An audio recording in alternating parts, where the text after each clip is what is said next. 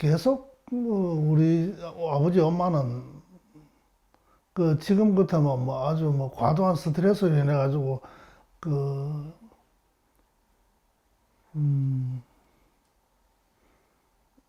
뭐 정신분열 정도까지 왔다고 봐야 되겠지. 그래서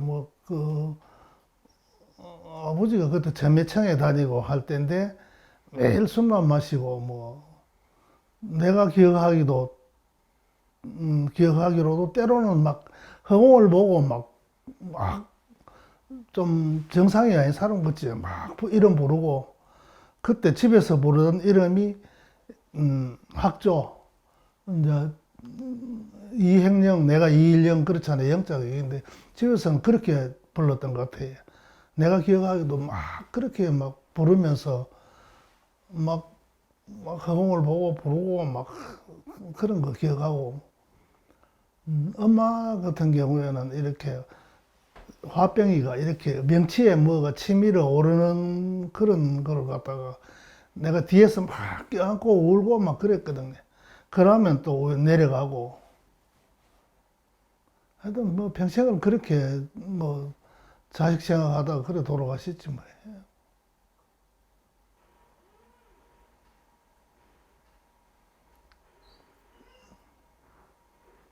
그래서 아버지는 공부를 안 학교 안 보냅니다.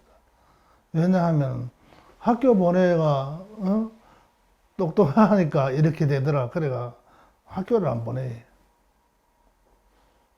아버지가 공부시켜 놓으니까 이렇게 되더라. 그래서 여유가 없는 건 아이였는데 그렇게 학교를 안 보냈어요. 공부 안 시킨다 하면서.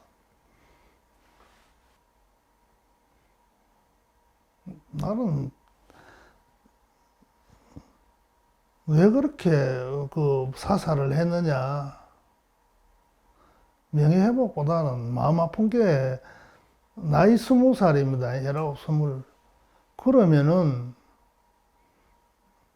총 딱 맞아가 죽어볼 때는 몰라요. 그 학살장에 갈 때, 그 나이에 그런 거 한 번씩 생각하면은 제일 가슴 아파요.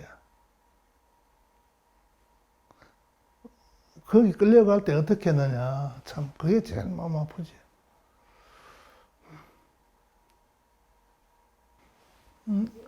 이런 모임이 있어야 되지. 그래야지 다시 한번 또 서로를 헤아릴 수 있고, 또, 정부에 대한 건의, 이런 거 다 이렇게 합치면 좋잖아요. 한 사람 머리보다는 여러 사람이 합치면 좋은 안이 나오고, 좋은 생각도 나올 거고.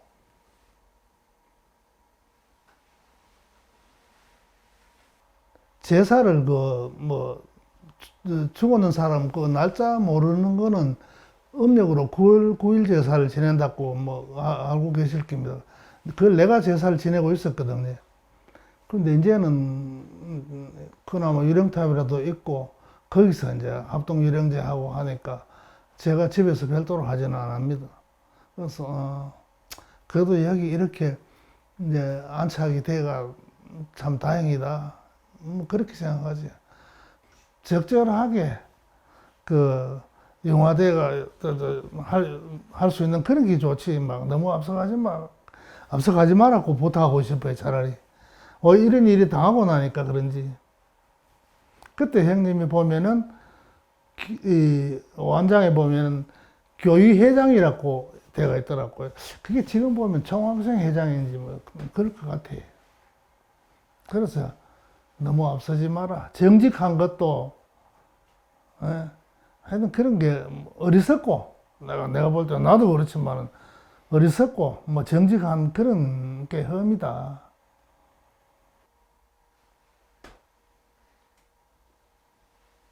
만약 형님이 앞에 계시다면 어떤 말씀 하고 싶습니까? 형님 만나신다면 날이 뭐 필요하겠습니까?